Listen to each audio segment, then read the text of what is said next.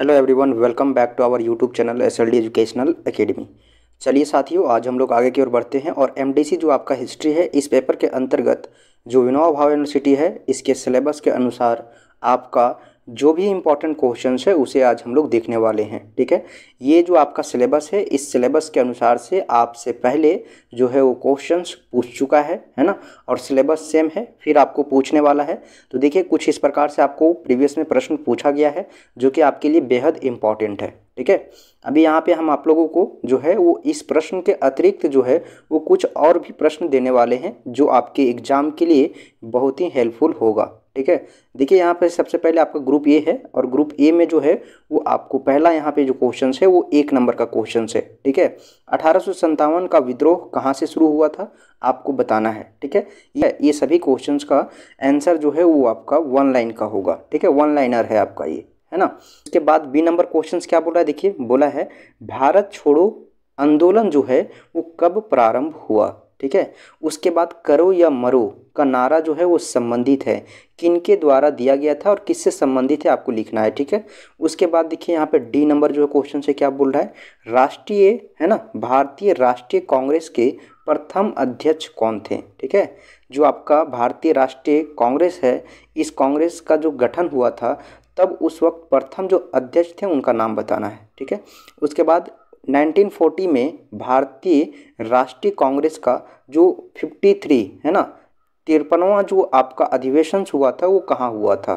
ठीक है, उसके बाद देखिए खुदीराम बोस के बारे में आपको टिप्पणी लिखना है। यहाँ पे देखिए लिखा है निम्नलिखित पर जो है वो संक्षिप्त टिप्पणी लिखें। तो आपको देखिए यहाँ पे खुदीराम बोस के जगह पे आपको जो है ना वो और भी दूसरे जो आपका असहयोग आंदोलन है ये सभी पे भी आ सकता है। ठीक है, तो आपका यहाँ पे शॉर्ट नोट्स के टाइप में आपको कुछ भी टॉपिक दे देगा जिसके ऊपर आपको जो है वो क्या तैयार करना रहेगा, संक्षिप्त में टिप्पणियाँ, है ना।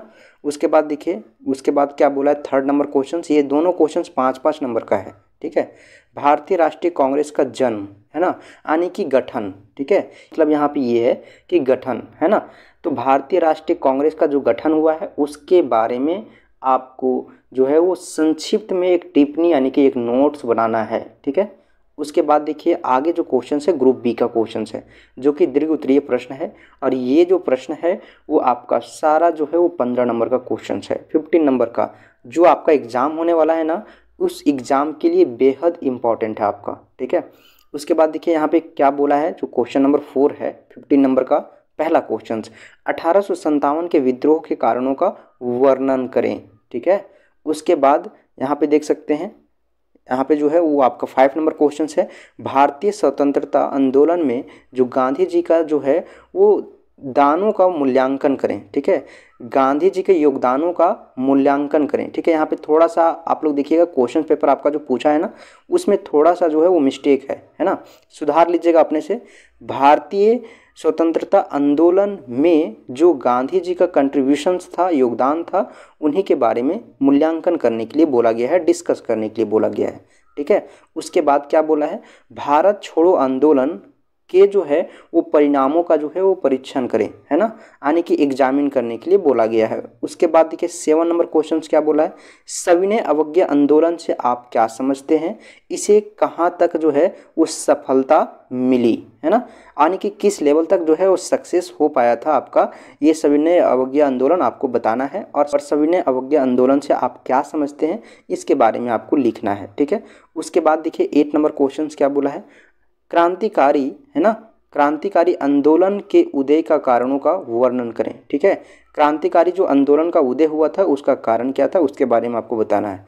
फिर है आपका असहयोग आंदोलन के कारणों का वर्णन करें, है ना, जो भी असहयोग आंदोलन हुआ था उसके कारण क्या था, उसके पीछे क्या कारण था, किन कारणों से जो है असहयोग आंदोलन शुरू हुआ था उसके बारे में आपको कंप्लीट यहाँ पे विस्तार से चर्चा करना है। ठीक है, उनके जो भी कारण रहा है उनके ऊपर। ठीक है, उसके बाद देखिए क्वेश्चन नंबर 10 क्या बोल रहा है, क्वेश्चन नंबर 10 जो बोला है ना, यहाँ पे देख सकते हैं, आज़ाद हिंद फौज पर एक जो है वो निबंध लिखें, यानी कि जो आपका राइट एंड जो आपका है वो ऐसे लिखना है किस पे, इंडियन नेशनल आर्मी के ऊपर। ठीक है, आज़ाद हिंद फौज एक आपका गठन था और इस गठन के ऊपर जो है आपको एक निबंध लिखना है। ठीक है, तो इस प्रकार से आपका देख सकते हैं हिस्ट्री में इस प्रकार से आपको क्वेश्चंस पूछा जा चुका है। तो ये सारे क्वेश्चंस आपके लिए इंपॉर्टेंट है, सिलेबस सेम है ना, तो एक बार इसे जरूर से देख के जाइएगा। ठीक है ना।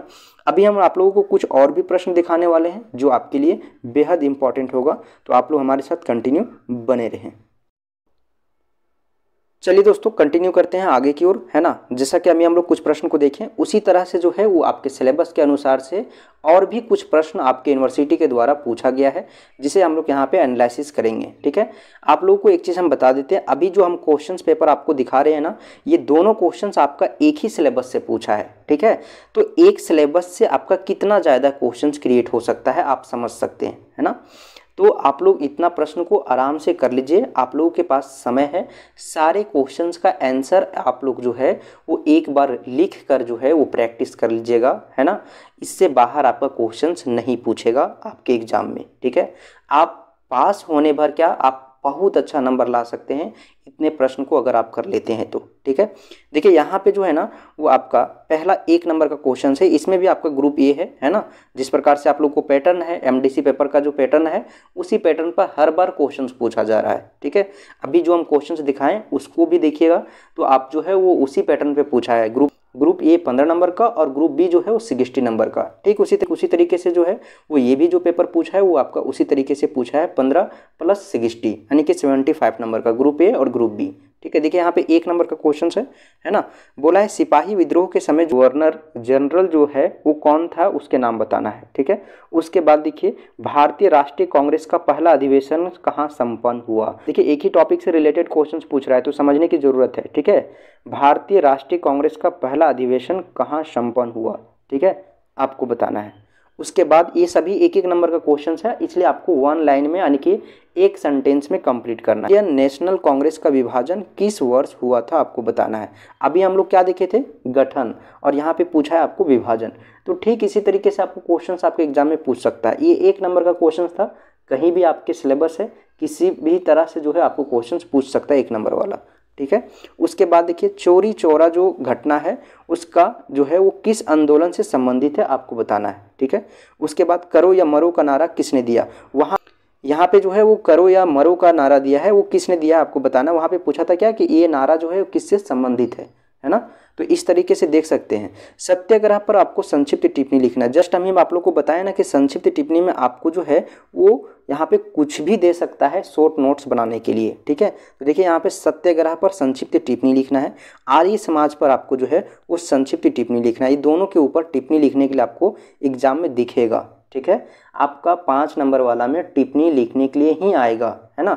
या हो सकता है कि क्वेश्चन से दे दे, तो मैं टिप्पणी के जगह पे आपको क्वेश्चन से दे दे 5 नंबर का। ठीक है, तो 5 नंबर का क्वेश्चन 5 नंबर लाइक ही लिखाएगा। ठीक है, उसके बाद देखिए कुछ इस प्रकार से और भी प्रश्न है जो आपका यहाँ पे ग्रुप बी के अंतर्गत आता है, और ये सारे क्वेश्चन आपका 15 नंबर का है। ठीक है, पहला जो यहाँ पे है 4 नंबर, है ना। इसमें देखिए 1857 में भारतीय राष्ट्रीय कांग्रेस की स्थापना किन कारणों से हुआ था। ठीक है, इसके बारे में बताना है। फिर है आपका यहाँ पे 5 नंबर, है ना। 1857 के विद्रोह के जो है वो कारण एवं परिणामों की जो है विवेचना करके जाइएगा। ये क्वेश्चंस जो है ना वो बेहद इंपॉर्टेंट है। ठीक है, इसे आप लोग करके ही जाइएगा क्योंकि ये क्वेश्चंस रिपीट कर रहा है। 1857 के विद्रोह के कारण एवं परिणामों की विवेचना, इससे बहुत ज़्यादा क्वेश्चंस आपके एग्जाम में देखने के लिए मिलेगा।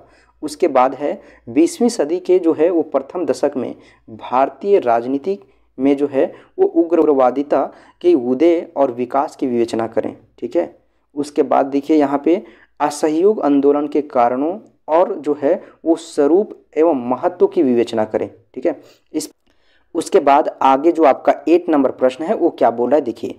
बोला सविनय अवज्ञा आंदोलन के महत्व का आलोचनात्मक विश्लेषण करने के लिए बोला है ना। और करते हुए आपको ये बताएं कि जो है वो यह जो है वो असफल था। ठीक है, क्या यह जो है वो असफल था आपको बताना है, इसको एक्सप्लेन करते हुए यानी कि विश्लेषण करते हुए। ठीक है, उसके बाद देखिए यहाँ पे 9 नंबर क्वेश्चन क्या बोला है।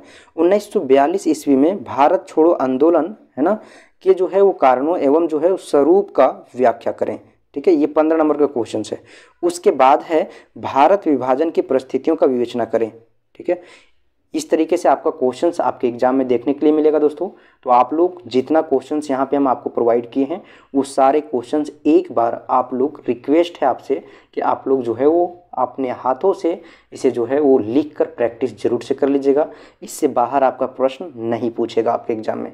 चलिए फिर मिलते हैं एग्ज़ाम के बाद। आप लोग जो है टेलीग्राम चैनल को जरूर से ज्वाइन कर लीजिएगा और आप लोग एग्ज़ाम देने के बाद तुरंत जो है वो टेलीग्राम पे हमें जो है वो क्वेश्चन पेपर जरूर से सेंड कीजिएगा।